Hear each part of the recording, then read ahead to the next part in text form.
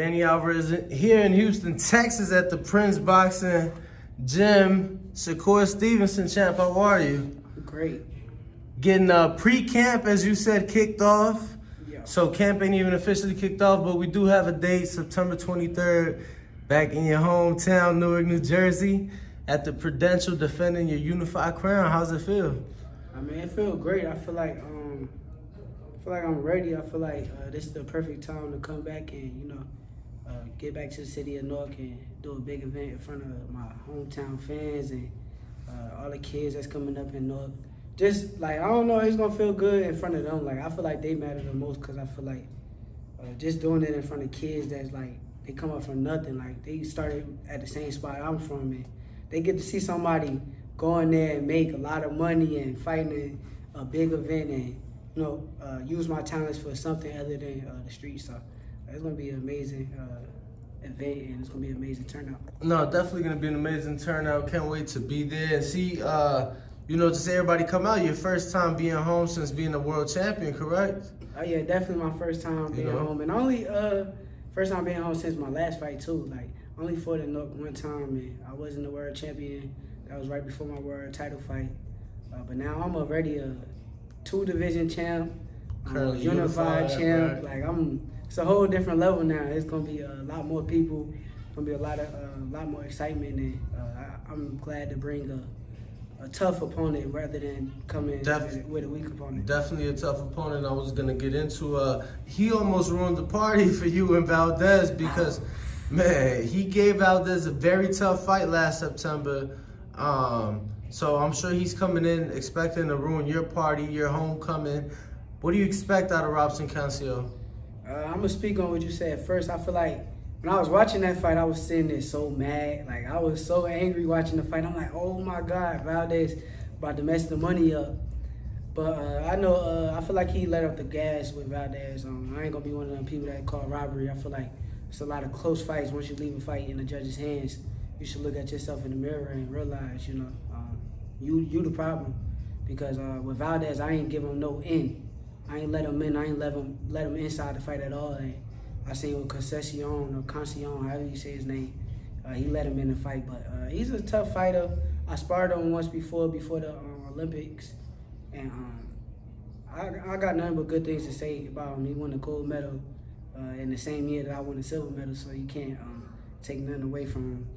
Obviously, he went a little bit farther than I did in the amateurs, as far as fighting Lomachenko and going to a bunch of world championships and all that kind of stuff. So he got the experience. The experience is not going to be a big problem that night. I feel like I'm going to be the better fighter. Absolutely. Now, right now in Houston for training camp, man, it's so fucking humid. I feel like if you do camp in Houston, there ain't no way you could miss weight. Is the weight easy to lose here in Houston with the humidity? Yeah, the weight is definitely easy. It's always hot down here, so you get to dealing with this heat down here, and then going to places like Jersey and fighting in places like New York. It's kind of easier. You feel a lot better just knowing that you dealt with a lot of heat during training camp and all that. So I'm being in shape regardless. I come in shape every fight. I know that about me. I gotta ask another thing. Obviously, dealing in training camp now is being a father. How have you adjusted to answering your fatherly duties and still taking care of what you have to take care of here in the gym? I mean, that comes down to having a great support system.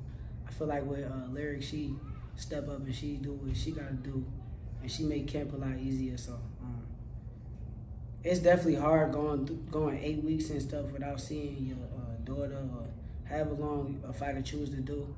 But it's worth it at the end of the day because of the fact that you're making a sacrifice. I feel like sacrifices is very important when it comes down to boxing. Now I got to talk to you in New York the week before Devon's fight, and that was maybe a fight literally an hour before Tank fought. So just wanted your thoughts on both performances, Tank against Rolly, and then obviously Devon versus George. I think that they both look good in their fights. I feel like Devon, he pitched a shutout. Tank looked like Tank, same Tank in every fight, but I don't really even want to keep talking about Tank because I feel like at this point, if you're not asking Tank about me, I can't really answer no more questions about him because at the end of the day, I ain't gonna keep saying his name. I feel like a lot of these reporters keep using his name and my name in the same sentence. I don't know if it's to build a fight or to build something else up. I don't know what's going on, but I'm not gonna keep saying For sure. Tank name in no interview with a reporter because of the fact that if y'all not gonna ask Tank about me, then I can't keep saying his name at all anyway. For sure, that's fair. Gotta ask you about O'Shaquie Foster. Just spoke to him earlier today. Yeah. Obviously, believe he's the WBC Diamond or the Silver. Obviously in the rankings, he wants to fight. Believes that's a fight that'll never happen though, just because of the history between you guys and how well you guys know each other. Do you believe that to be the case? Nah, I don't believe that. I feel like like I said, if you ain't, I'm gonna say the names personally. If you ain't Keyshawn, Terrence Crawford, or Africa, Richardson Hitchens, I'll fight anybody. So at the end of the day, I disagree with the history he talk about. I don't care, whatever it is, I'll fight him if it came down to it. But at the end of the day, these fighters at 130, they got to realize too, I'm not the only fighter at 130. Everybody begging for a fight with me. Everybody want to jump in line and raise their hand because I guess it's going to be the biggest payday that they'll get. But at the end of the day, they got to fight somebody. They got to fight each other. Like somebody like, the reason why I'm fighting Robson, Concession, he fought Valdez. Had a good fight. A lot of people feel he deserved the decision. Some people don't. So the reason I'm fighting him, he fought somebody. These other dudes are fighting basically no-name people or somebody that don't really got no name. And then they calling for a fight with me. Well, it seems like even if you have fought somebody, it's still kind of an issue, right? You spoke about wanting to undispute, but Bob's kind of rebutted that, saying that some of those fights weren't as big. So for you, like, I know you were verbal on Twitter with Joe Cordina, like. But y'all can't listen to everything Bob said. Bob say a bunch of stuff, and then look what happened. Like, he say a bunch of different things that don't end up happening. You know, Bob says he said no about it. Then Valdez was next, and that wasn't never that. happened. Yo. So at the end of the day, Bob could sit there and say whatever he want. It's all on me. What I choose to do. I got the right to choose if I want to go for undisputed. I got the right to choose if I want to go fight whoever. I have that right. I don't disagree with that statement, that logic, just because of the fact that I have right also. I'm a fighter with right. No, absolutely. At the end of the day, I'm not one of them dudes that's just gonna sit back and say, "Oh, well, Bob said I gotta fight this person, so I'm gonna go over here." Nah, fuck that. I can be undisputed. I mean, when Lomachenko was chasing undisputed, he ain't had nothing to say. When Teofimo was chasing undisputed, he ain't had nothing to say. Josh Taylor and them go undisputed, they don't got nothing to say. So at the end of the day, I got a right to do that too. Absolutely. I disagree with that statement, but like I said, with them dudes, they gotta actually fight actual fights. Like, you gotta realize every time you hear their names, and I ain't saying nothing bad about like Oceanique, because I think Oceanique, I already said it, I think that Oceanique is the second best fighter in the division, if you ask me, if he comes at 100%.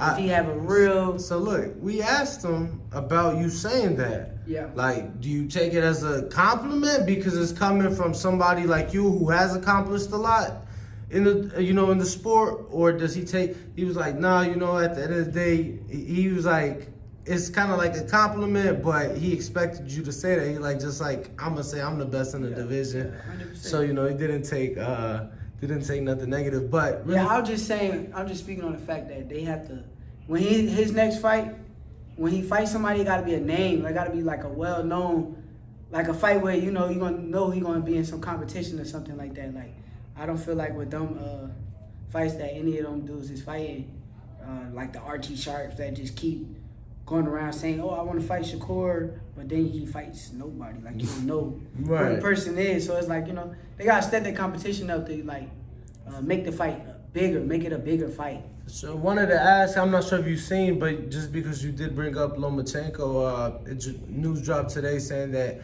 he's ready to come back and that he's ready to fight in October. So obviously, I know that's a fight that you've that you've wanted and a fight that you won't shy away from. Do you think that that's a fight, maybe we could see first half of next year? We could do that fight whenever. At the end of the day, he's a big enough name. Oh. Damn. Okay. Got the senses. How to get that going? He's a big enough name. He got a big name. He done been in the pound for pound rankings. You gotta respect him for that. But at the end of the day, we can make that fight happen beginning of next year. Whenever they offer at the moment right now, we're not in the same weight. But I'm pretty sure at the end of the day, I'm a champion right now. So he could come down to 130 right now, and I think it'll be a huge fight. I feel like 135 is not his natural weight. I was gonna say that 130 seems more like a realistic weight class for him. And we about the same size anyway, so I feel like that would say more about you, if anything, given that he, to me, is a natural 30-pounder. Before I let you go, just got a couple questions from... You got all day. I got time for you. Appreciate you, champ. Just a couple questions from the people. Dual Ingrams saying, what's your favorite TV show and why? You watch TV? Yeah. My favorite TV show is Dragon Ball Z. Dragon Ball it's Z. Because it's like I don't know, I always like, I'm a competitor. I'm a big competitor, and I feel like Dragon Ball Z teaches like a mindset. You train super hard to become like the best. That's something that I done grew up on. And if you watch like somebody like Goku, he trained super hard, and he had levels and stages in his career or his life that he went from Super Saiyan 1 to Super Saiyan 2 to Super Saiyan 3 all the way to Super Saiyan God. So Dragon Ball Z is definitely one of my favorite shows. We got Jonathan Kidder from Florida says, thanks for always being a friend to the Boxing Voice. He said his question is a bit personal, so if you feel like not answering, that's cool. He said, how has religion played a role in your career? I believe in God. Like, I believe in the higher power. Like, I ain't got no like Muslim or no, like, you know how like they got like a certain religion. Right. But I'm one of the person I believe in, like, there's a higher power. Like, I feel like they put me in a position to be where I'm at right now. Absolutely. I started from nothing. Like, I started with nothing at all, little dirty kid from Newark. And for me to be where I'm at, somebody had to do something. Somebody had to give me the strength to work out, to put the work in each and every day just to get where I'm at. So I believe in the higher power. I gotta ask, why'd you just describe yourself as a little dirty kid from Newark? Like, you know, I mean, I'm from Chicago. I didn't grow up in the best, you know, situation. But why'd you describe yourself as that, champ? Cause that's what I was raised in. That's what I was born into. Like, I was born into like where I was basically a small kid. I grew up in a little house with it was 9 of us at the end of the day, and I came from the trenches. I ain't have nothing. I really ain't have nothing. Like I used to see kids come to school looking super fly with the nicest shit on. I used to want a lot of that shit, but at the end of the day, I had to work to get there, and now I'm here where I can put on whatever I want. I can go buy the nicest shit in the world and throw it on for to go out, look good, you know, look fly and all that. So I feel like that was me back in the day. Like, I was a dirty trench kid at the end of the day. What's it feel like knowing now that no matter what happens, that your daughter will never have the same upbringing that you had? That feels so good. That's the most amazing thing in the world, to know that she will never have to really. Don't get me wrong though, she gonna have to struggle, because at the end of the day, struggle is a beauty in the struggle to me. Absolutely. Like, it's a beautiful thing in struggling and working to get something and getting somewhere. But she won't have to go through the same stuff that I went through just to get there. Like, I feel like at the end of the day, I had to work super hard for nothing. Like, and I don't think she really got to start from nothing. She gonna start with, you know, having more than, you know, a lot of people. Not just that, but I'm sure the knowledge too, like, that you'd be able to give it was probably knowledge that you wasn't given coming up. That's another thing. That's why I don't mind bringing her back to the trenches, or to, you know, being around, you know, the trenches. At the end of the day, I can bring her back and let her see where I grew up and see what was going on and I think it's important. how I got to where I'm at. So, like I said, it's a beauty in the struggle. So for sure. I ain't gonna just shy her away from the struggle. So we got a question from he's actually here, Brandon. from Houston says the situation that's played out with yourself and Dante has blown up pretty big on YouTube. As a fighter who is the subject of thousands of videos, where do you think the line is drawn between creators just doing their job and being overcritical and personal towards somebody towards someone? I think that you should have the right story. Like, you should have all the knowledge and everything that you're saying before you just say certain things at the end of the day. Because Dante tried to turn like the narrative into basically, my eyes is closed, I don't see what's going on, which is not true. I do see what's going on. I do see, the biasness in certain things. I don't disagree with some of the stuff that he was saying. I just disagree with the narrative that I'm for that. Like, the narrative that he tried to paint was me being for basically that. Like, oh, I'm only saying Bam Rodriguez is good because of the fact that I'm trying to have the Mexican fans, or I'm saying Tyson Fury is Khabib Ali, when I'm only speaking on the size difference. I'm not saying Tyson Fury is better than Ali. I'm just speaking on the fact that Tyson Fury is 6'9", 290, and Dante, he ran with a narrative of, like, I'm for ESPN and Top Rank only, and that's a false narrative. I feel like... Well, people was trying to do the same shit when you said that you felt like you'd beat Canelo.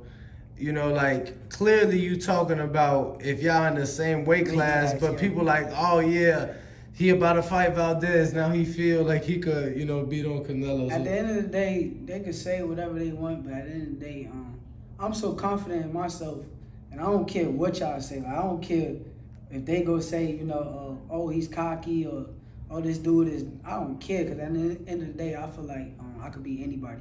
I don't care who it is. If they ask me anybody on the planet of Earth, I'm going to tell you that I could beat, just because I'm going to figure out a way to win. Saw you and Jared, kind of pushing each other. Been fortunate, saw you guys on the pads the other day and today, doing some ab work, doing some bag work side by side. What's it like having somebody like Jared, another high level, fighter in the game, to push yourself and to, be able to just push each other and learn from? Because y'all in there shadow boxing and whatnot, so clearly y'all working with each other as well. I feel like you need that.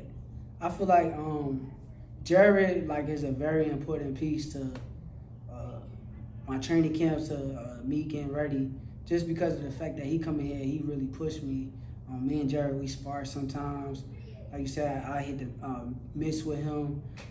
We just helping each other get better at the end of the day. Just being around him, I get to see little things that he do. I like to take from him, and just him being around me, you can see him try to take some things from me. So at the end of the day, we pushing each other to get better, and I feel like people need that. I feel like you don't want to be in the gym without another another special fighter in there with you, because at the end of the day, you're going to learn just from watching that person. I feel like somebody like me and Keyshawn, I want to say, we build off each other a lot. We came up off each other, and being around each other for years and years, I learned stuff from Keyshawn. Keyshawn learned a lot from me, so at the end of the day, look at him now. Like, if you watch him now, now he go train with my other brother, Bud Crawford. Whatever the situation is, I stand behind him. But at the end of the day, just watching him, like, from start to finish, like, over the years, how much better somebody like Keyshawn done got from being around me, or me seeing at the Keyshawn that went to the Olympics and all that stuff, and picking up the little things that he do. I feel like fighters need that. I feel like that's more important than sometimes having, like, the best trainer in the world in the gym. Because at the end of the day, once you feed off each other energy, you'll see how much better people get. So I'm sure, no question, you'll be tuned in next Friday as he co-headlines on the ESPN. It feels like he just keeps moving. I'm like, damn, it felt like he was just co-main event for you. Now he co-main event next week, and he just been fighting and active, and then turn pro, Olympics. Now I feel like a lot's in store for Keyshawn, and the world's gonna see. He got the goods. I feel like I said, he's a special fighter. Certain fighters like him, they come around every once in a blue moon, just like me. So he got the goods. I hope he continue to keep doing what he's doing, and whatever he need, I'm always here. Love to hear it. Just a few more, Champ. We got Christopher Riley. He says, do you think you will be able to fight for the WBA or IBF belt within the next year? Also, is there any hope for you to fight Chris Colbert? I still think that's a fight that would sell out in New York or New Jersey. Yeah, but I mean, like I said, with the Damn, not again. Damn. There we go. With the WBA and the IBF, I'm not gonna fight another fight at 130 if it ain't for the title. This might be my last fight that's not for a belt. So I'm not fighting another fight at 130 if it ain't for the WBA or the IBF. Make sure that's established. Make sure top rank hear that. Whoever need to hear that, I'm not fighting another fight at 130 unless it's for a belt.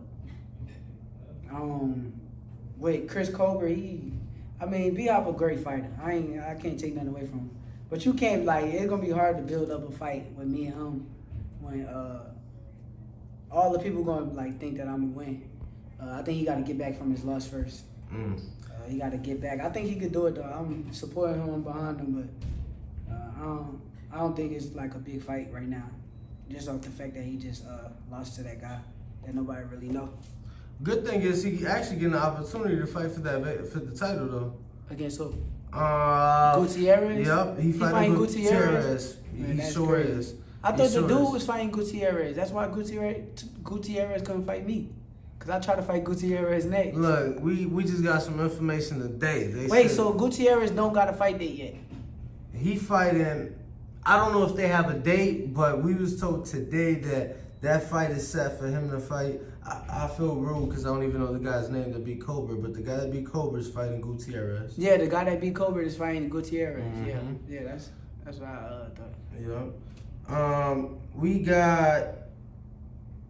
We got Boozy from Broward said, thanks for having us, champ. What's your take on Frank Martin, and why don't I hear his name in rotation regarding being a threat in the division? He at 35, I thought he was at 40. Because he was Derrick James, right? Yeah. He's not at 40. I thought he was at 35. I don't know. I sparred him a few years back. He a solid fighter. Good fighter. Champ, I appreciate it. Thank you so much for having us. I think we're going to make another trip to Houston, later on in camp, if you're willing to have us. So thank you so much. We appreciate it, and it's been a pleasure. Yes, sir. What up, YouTube family? Don't forget to hit that like button. Subscribe to the YouTube channel. Help us get to that 1 million subscribers. We're on the road to 1 million. And obviously, we have other great content on our Patreon channel. So since this video is over, head on over to our Patreon and check out all the exclusive content or right here on our YouTube members.